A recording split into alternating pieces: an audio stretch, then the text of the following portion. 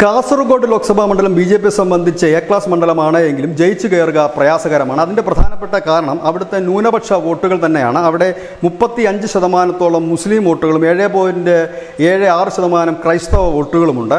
പക്ഷേ അവിടുത്തെ വിധി നിർണ്ണയിക്കാൻ ബി.ജെ.പി വോട്ടുകൾക്ക് കഴിയും. പക്ഷേ ഇത്തവണത്തെ വിധി എങ്ങനെ ആയിരിക്കുമെന്ന് ഇരുമുന്നണികൾക്കും കോൺഗ്രസിനും ഒപ്പം തന്നെ LDFനും ആശങ്കയുണ്ട്. അതിന് പ്രധാനപ്പെട്ട കാരണം അവിടെ 4.2% കന്നഡ സംസാരിക്കുന്നവരും 8.8% തുളു സംസാരിക്കുന്നവരും 1.8% മറാത്തി സംസാരിക്കുന്നവരുമുണ്ട്. ഇവിടെ ബി.ജെ.പി പ്ലേസ് ചെയ്ത സ്ഥാനാർത്ഥി അശ്വിനിയാണ്. അശ്വിനി കർണാടകത്തിൽ ജനിച്ചു വളർന്നതാണ്.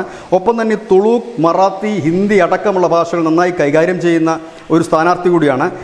ഇവർ പിടിക്കുന്ന വോട്ടുകൾ, ഈ വോട്ടുകൾ അശ്വിനിയിലേക്ക് പോവുകയാണെങ്കിൽ, പോയിട്ടുണ്ട് എന്ന് തന്നെയാണ് ഇടതിൻ്റെയും വലതിൻ്റെയും നിരീക്ഷണം. അങ്ങനെ ഈ വോട്ടുകൾ പോയിട്ടുണ്ടെങ്കിൽ അത് ഒരുപക്ഷെ ക്ഷീണമായി മാറുന്നത് ഇരു മുന്നണികൾക്കുമായിരിക്കും. കാരണം ന്യൂനപക്ഷ വോട്ടുകൾ ഒരു ബ്ലോക്കായി വീണെങ്കിൽ മാത്രമേ ഒരു സ്ഥാനാർത്ഥികൾ അവിടെ ജയിച്ചു കയറാൻ കഴിയൂ. അങ്ങനെ വീഴാൻ കഴിയാത്ത ഒരു സാഹചര്യത്തിൽ ആ വോട്ടുകൾക്കൊപ്പം മുൻപ് ഈ ജയിപ്പിക്കുന്നതിനായി എത്തിയിരുന്ന വോട്ടുകളാണ് ഈ പറയുന്ന കന്നഡ വോട്ടുകൾ അടക്കമുള്ള വോട്ടുകൾ. ആ വോട്ടുകളാണ് അശ്വിനി പിടിച്ചതെങ്കിൽ ഇരുപക്ഷവും വിയർക്കുമെന്നുള്ള കാര്യത്തിൽ യാതൊരു തർക്കവും വേണ്ട. അതോടൊപ്പം തന്നെ ഇത്തവണത്തെ തെരഞ്ഞെടുപ്പിൽ ബി.ജെ.പിയുടെ ശക്തി കേന്ദ്രങ്ങളായ മഞ്ചേശ്വരം ഉൾപ്പെടെ ഉള്ളവിടത്തെ കനത്ത പോളിംഗ് നടക്കുകയും ചെയ്തു. അതായത് കാസർഗോഡിൻ്റെ വിധി മാറ്റി എഴുതുന്നത് അവിടുത്തെ അശ്വിനി എന്ന സ്ഥാനാർത്ഥിയാകും എന്ന് തന്നെയാണ് പുറത്തു വരുന്ന വിവരം. News desk Malayalam.